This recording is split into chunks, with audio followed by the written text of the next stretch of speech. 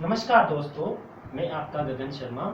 Idea sir classes के register day मैंने जो क्लास ली थी उससे अच्छा रिस्पांस मिलने के कारण आज थोड़ा बेसिक कंसेप्ट और दिखाता हूँ मैं आपको। तो देखो मैं स्टार्ट करता हूँ। आज का बेसिक कंसेप्ट अपना क्या है। देखो पहले तो सरस्वती माँ की कृपा से अपन राइट कर देते हैं जय सरस्वती माँ। ठीक है, कर दिया। आज अपन बेसिक कंसेप्ट के अंदर पढ़ेंगे सब्जेक्ट के बारे में। एक्चुअली ये सब्जेक्ट होता क्या है।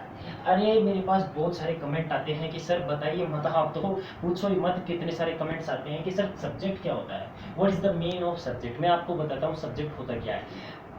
किसी भी वाक्य के अंदर अगर आपको ये पता लगाना होता है कि भाई इसमें कर्ता कौन है, तो वो जब आगे की बात होती है, लेकिन मैं जो मैं बात करता हूँ ना, वो सब्जेक्ट का रोल परिभाषा ये कहती है कि किसी सेंटेंस के अंदर जो एक डिफरेंट निकल करके आए, जो एक अलग ही अपना रिस्पॉन्सिबिलिटी देता हूँ ना, वही सब्जेक्ट होता है। जैसे इसकी डेफिनेशन इंग्लिश में कहते हैं subject which is the group of words and it can be use in a sentence, जिसको मतलब एक ग्रुप होता है वर्ड्स का, उसी से इंडिकेट करते हैं। जैसे मैं आपको राइट करके दिखाऊं यहाँ पे, Ram is a good boy. क्या है, राम एक अच्छा लड़का है। तो राम की यहाँ पे भूमिका हो गई अच्छे लड़के की। लेकिन ध्यान देना बच्चों, यहाँ पे जो सब्जेक्ट है, सब्जेक्ट की भूमिका कौन निभा रहा है, राम। अब आप कहोगे कि सर ये जो राम है वो सब्जेक्ट की भूमिका कैसे निभा रहा है, आपने तो यहाँ पे जो बॉय है वो भी तो एक, नहीं बच्चों ये गलत है, क्योंकि ये हाँ एक्चुअली में ये भी सब्जेक्ट हो सकता है, सेकेंड सब्जेक्ट है। लेकिन ये अगर यहाँ पे एक क्वालिटी बता रहा है, गुड होने की क्वालिटी बता रहा है ना, और फिर बाद में क्या, जब अपन बात करते हैं ना, Ram is good boy, Ram एक अच्छा लड़का है, तो यहीं से निकल करके एक बात आती है। देखो प्रेडिकेट, देखो प्रेडिकेट, इसका अर्थ क्या होता है, विधेय, उद्देश्य। ठीक है, सब्जेक्ट से ही निकल करके आता है प्रेडिकेट, क्योंकि प्रेडिकेट के अंदर क्या होता है, वो सब्जेक्ट के बाद की विशेषता बताता है कि एक्चुअली में सब्जेक्ट है क्या। तो अब प्रॉब्लम ये आती है कि जब अपन एक्टिव वॉइस और पैसिव वॉइस पढ़ते हैं तो हमें सब्जेक्ट का पता लगाना होता है। तो सब्जेक्ट का पता लगाने के लिए सीधी मैं आपको देखो 3 चीज बताऊंगा जिसपे आप कभी भी भूलोगे नहीं, कंफर्म है। जिसमें से देखो पहला आपका आता है वो और व्हाट, और फिर आता है आपका विच। इन तीनों से देखो, इन तीनों से अपन सब्जेक्ट का पता लगा सकते हैं। कैसे, अब मैं यहां से ऐड करूं, देखो Ram is a good boy, तो वो से लेता हूं, वो इज। देखो याद रखना, WH वर्ड के बाद में ऐड करना, सब्जेक्ट का अपन पता लगाए, किसी क्वालिटी को, किसी विशेषता को। वो इज ए गुड बॉय, कौन अच्छा लड़का है, आंसर क्या निकल करके आया, राम। अब मैं कहूं what is a good boy, क्या एक अच्छा लड़का है, ये आंसर नहीं निकल करके आया।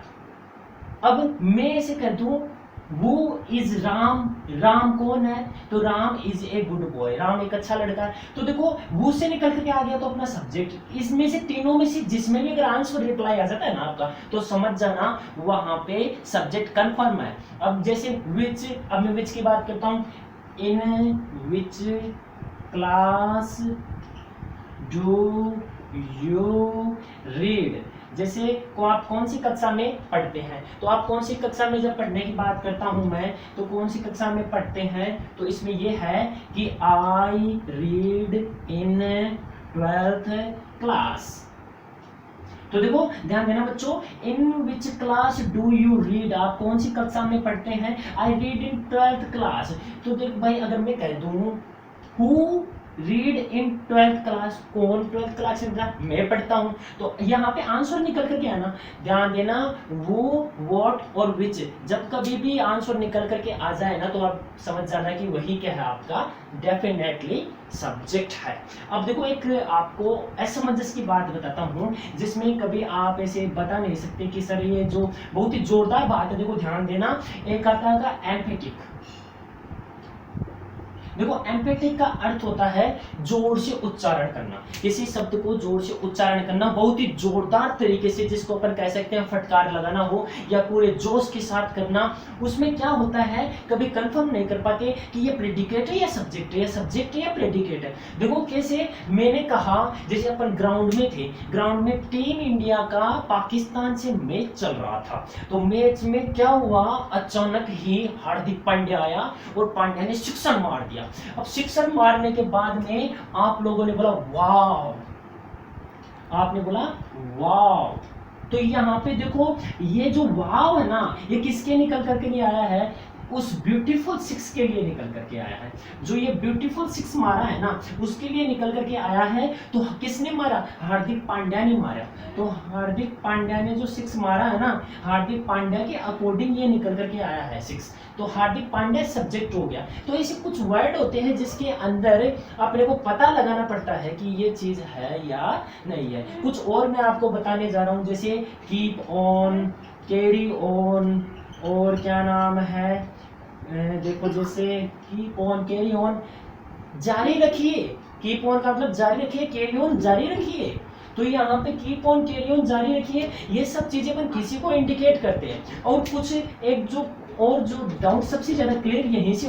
तो अब जब आगे की मैं बात करता हूँ, तो एम्पैथिक के अंदर आप अगर कहो सिट डाउन, ठीक है ना, और आप ऐसे कह दो गेट लॉस्ट और गो टू हेल, तो देखो ये सब चीजें है ना प्रेडिकेट हो रही है, और किसी प्रेडिकेट किसी को कही जा रही है। जैसे सिट डाउन के लिए मैं कह दूं यू सिट डाउन, तो यू यहाँ पे आपका क्या हो गया, सब्जेक्ट हो गया। तो कभी कभी क्या होता है, सेंटेंस में सब्जेक्ट नहीं दिया होता है, पैसेज में बहुत ज्यादा तकलीफ आती है आप लोगों को कि सर ये जो पैसेज होता है उसमें कैसे क्या अपन क्या करें। तो देखो उनके लिए क्या है कि मीनिंग बहुत, आप मीनिंग लर्न करो, थोड़ा मीनिंग करोगे ना लर्न, तो आपकी अपने आप हैबिट में आ जाएगा। तो देखो you sit down, get lost, you get lost, तुम निकल जाओ, तुम यहां से निकल जाओ। मैं कहता हूं गो टू हेल, तुम नरक में जाओगे, तुम नरक में, या फिर तुम नरक में जाओ।